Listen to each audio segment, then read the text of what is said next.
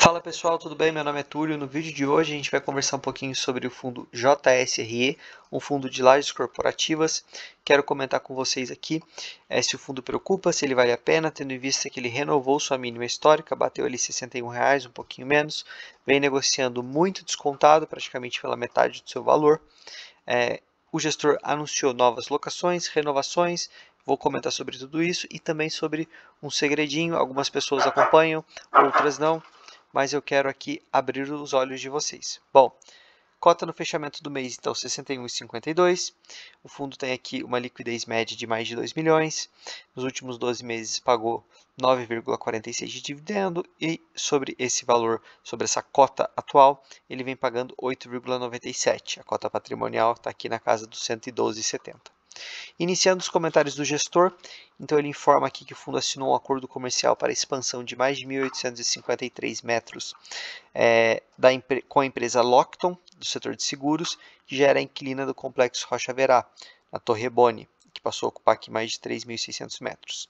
Com essa nova locação, então a vacância reduziu aqui para 8,2. O resultado já será afetado pela diminuição das despesas de vacância e será impactado positivamente após o término da carência. Pessoal, é muito comum, tá? No setor de lajes a gente ter carência. Pode ser ali de 1 mês, 3 meses, 6 meses, 1 ano, enfim, varia. É muito comum. Eu vou mostrar na DRE essa questão dos custos, tá? Com a vacância e também depois do incremento do aluguel ao fim da carência. Ele coloca aqui então mais uma informação muito importante para quem é cotista ou para quem está estudando no fundo, que eles formalizaram ainda no mês de março a renovação de todos os contratos de locação do JSRE que tinha vencimento para 2023. Então eles renovaram contratos de 2 inquilinos, as datas de vencimento agora são para 2026 e 2028, e no edifício paulista também ele renovou aqui quase 900 metros quadrados, com um novo vencimento para 28. Importante aqui que o valor, então, seguiu os patamares de mercado e não impactou a distribuição de rendimentos atual do fundo. Traduzindo, o valor se manteve, tá? Muito provavelmente é isso. E aqui, informação importante para quem já é cotista, eles reiteram, então, o guidance entre 0,46 e 0,50 por cota até o final do ano. Importante ele reiterar isso aqui porque a gente sabe que tem uma RMG que vai acabar agora, ele vai comentar disso mais à frente, e ele está considerando que com essas novas alocações, mesmo com o fim da RMG, ele vai conseguir manter esse patamar de dividendos. E para que esse patamar fique estável, ele informa aqui então que o fundo tem 17 centavinhos por cota de resultado realizado e não distribuído, ok? Sobre a RMG, então eles reiteram aqui o guidance, como eu disse, já considerando o fim da renda mínima garantida, que será amenizada pelo recebimento de aluguéis consequentes do aumento da taxa de ocupação nos próximos meses. Interessante aqui também, ele fechou um contrato com a empresa Trio Arquitetura para a realização de obras na praça de alimentação do Tower Bridge. A obra visa então a reestruturação na praça de alimentação, elevando o ticket dos restaurantes, gerando maior valor ao imóvel e maior uso aos inquilinos do prédio. Aqui ele coloca algumas fotinhas.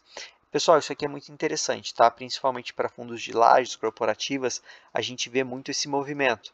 HGRE já fez algumas atualizações, alguns retrofits, PVBI também tem, inclusive, obra em andamento. Então, isso é muito importante para continuar ali mantendo o valor do imóvel, se valorizando ao longo dos anos, para, enfim, um eventual momento de venda, o imóvel não está deteriorado, para ele ter um bom valor, para, enfim, até conseguir repor a inflação, é importante manter ele ali sempre muito bem preservado. Pessoal, olhando aqui a DRE, antes disso, se vocês estiverem gostando do vídeo, deixa o like aqui, tá bom? Estou me esforçando bastante aqui para trazer 2 vídeos por dia para vocês. Então, se vocês estiverem gostando disso, se inscrevam para não perder nenhum conteúdo. Olhando aqui a DRE, então, a gente consegue ver a receita imobiliária, receita com FIIs. Ele coloca aqui o total das receitas, tá? A gente consegue ver. E aí ele coloca a linha de despesa administrativa, operacional e aqui, por fim, o resultado por cota. Alguns comentários, então. Essa receita imobiliária, eu acredito, ele não quebra aqui a linha para a gente ver, mas que ele já está pagando aqui as despesas com o CRI. Seria interessante ele quebrar isso aqui para a gente ter mais certeza, tá? Aqui a gente consegue ver, então, ó, que a vacância, ela consome do fundo 8 centavinhos por cota, tá? Além das despesas administrativas e operacionais.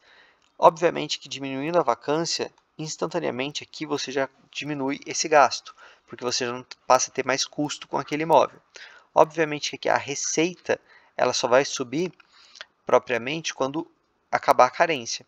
Então, quando você consegue ter uma alocação, você tem um ganho duplo, tanto aqui na redução dos gastos com a vacância, né, para manter o imóvel, quanto de fato no incremento do aluguel.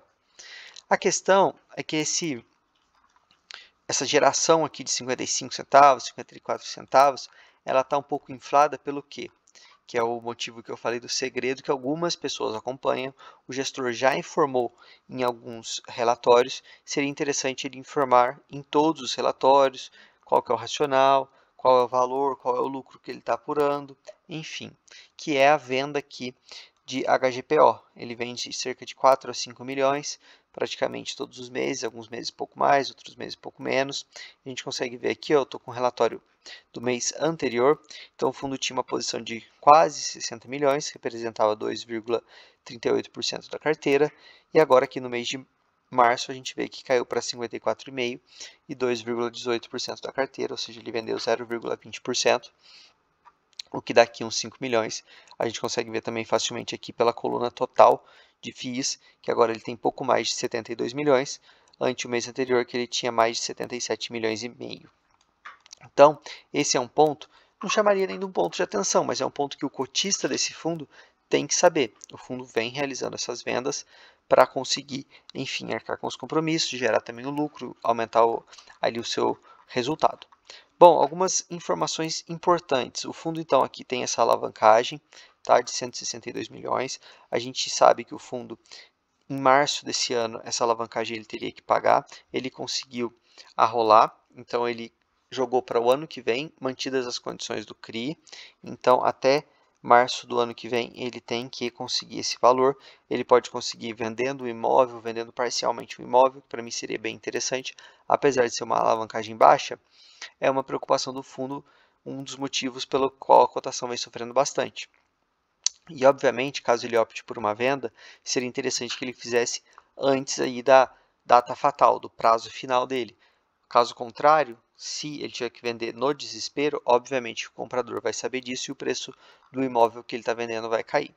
Reajustes contratuais, então aqui é uma informação importante, ele tem aqui 32%, então um terço praticamente do fundo com reajuste agora no segundo trimestre.